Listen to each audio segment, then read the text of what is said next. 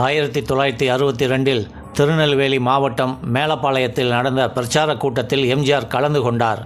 அவர் பேசுகிற போது சோடா கொடுத்தார்கள்.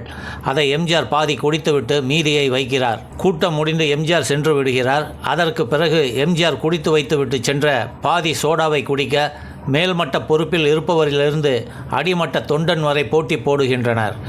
போட்டி முற்றி கைகலப்பில் முடிகிறது. போலீஸ் தடியடி நடத்தி சமாளிக்க முடியாமல் ஒரு முடிவு செய்கின்றனர். அதன்படி கைகலப்பு செய்தவர்களிடம் அமைதியாக இருங்கள், சோடா யாருக்கு என்று முடிவு சொல்கிறோம் என்று சூழ்நிலையை சற்று அமைதியாக்குகின்றனர். ஒரு அண்டா வரவழைத்து தண்ணீர் நிரப்பப்படுகிறது. அதில் எம்ஜிஆர் குடித்த மீதி சோடாவையும் ஊற்றி ஆளுக்கு ஒரு டம்ளர் வரிசையாக நின்று குடித்து செல்கின்றனர்.